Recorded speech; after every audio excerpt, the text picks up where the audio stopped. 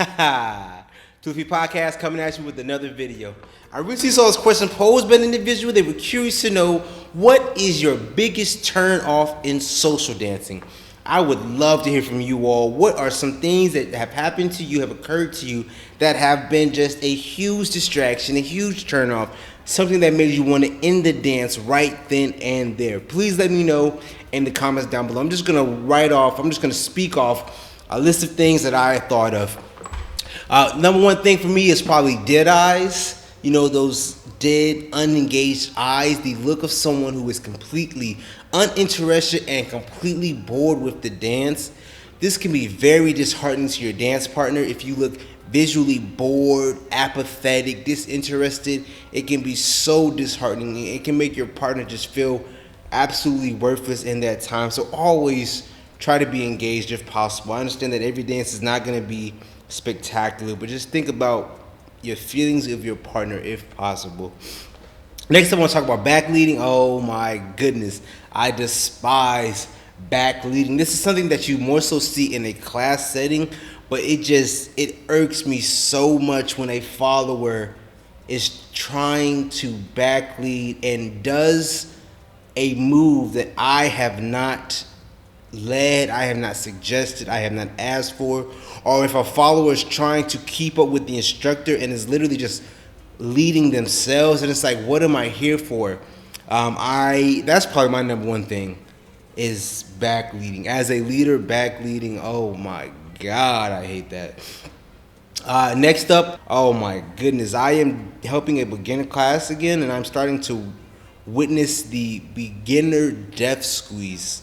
If you know, you know about it. It's where your partner is just so anxious, so tense, so excited that they literally are just squeezing your hand, and it's like, relax. Please relax, man. Please, that's something that as a beginner you need to keep in mind.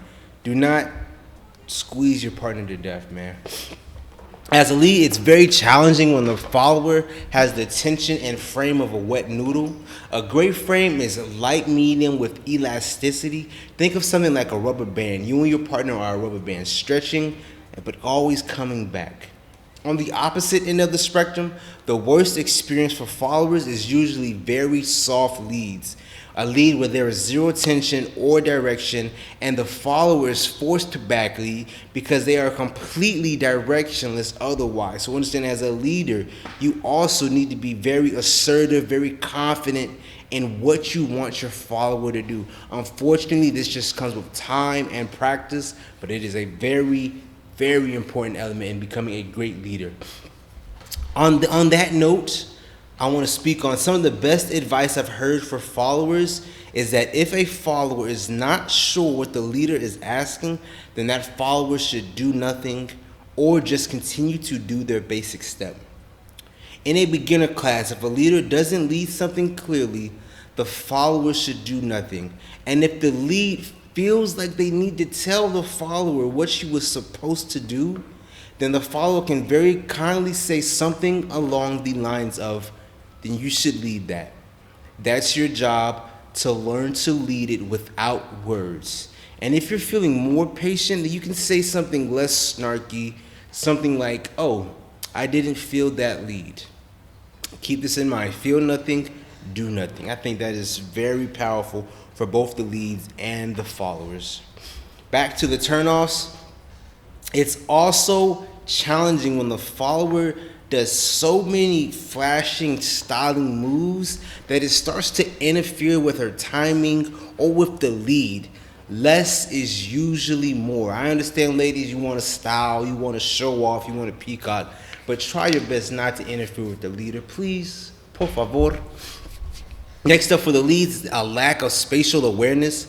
Everyone bumps into someone every now and again, but there are the leads out there who keep trying to lead super flashy, super showy moves on a very crowded dance floor, and in turn this puts the follower in danger of crashing into other people. This can be so frustrating, so dangerous, and it really makes the dance unenjoyable, especially for the follower if she feels unsafe with you as a lead. Your job as a lead is to always, always protect the follower, make sure she is at no harm, be looking around the dance floor at all times. Man, there is so much that goes into a good lead, and that's why it's very difficult, man, but you have to become good at these things. Protecting your follower, leading with confidence and assertiveness, being on time. Oh man, there's a list of things. I'll make another video on this. Next up are leaders who are trying to touch the follower's face, head, or pulling their head in close. And I'm not talking about just, head rolls and such. I'm talking about leaders who are trying to make the dance more intimate than it needs to be. A lot of times, this can make the dance super uncomfortable for the follower. Please keep this in mind. Next up, in salsa, there are leaders out there, and also bachata, kizomba, Brazilian zouk, dancing, social dancing in general. There are leaders out there who will throw you around like a rag doll for the whole duration of the song. I'm talking about leads who are non-stop spins and turns and tricks, and the whole time the follower's arm is literally about to come out of the socket because the leader is using so much force. Understand that as a leader, there is a fine line, there is a middle ground, there is a balance between no tension and too much tension, too much force. You have to find that middle ground, and as always, it comes with time and practice.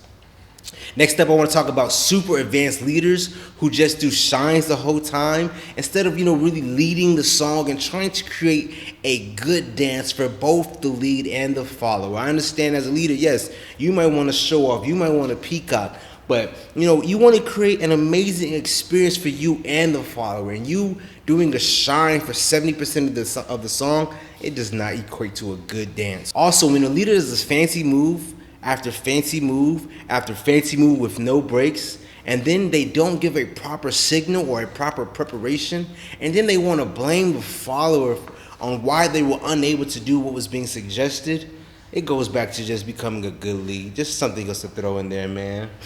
Next up, when somebody is truly offbeat, but they try to blame you and say that you're offbeat. Oh boy, as a follower, this can be very difficult because you're kind of subject to the leader's tempo, the leader's style. It can be very difficult, man. I don't know what to do. You can offer a suggestion, but leaders, you got to be on time. You have to be on time. Super important. Next up, flirting or being overtly sexual during the dance. I don't mind flirting if it's done while standing on the sidelines while we're not dancing, but during the dance, that is what I am exclusively focused on. I am focused on dancing and not flirting. So on the sidelines, perhaps, but during the dance, keep that to a minimum. And lastly, last but not least, the biggest turnoff is a poor attitude. And what I mean is, not smiling, no showing emotions, lack of eye contact, acting bored. That is such a huge turnoff. I started the video with this and I'll end it with this, man.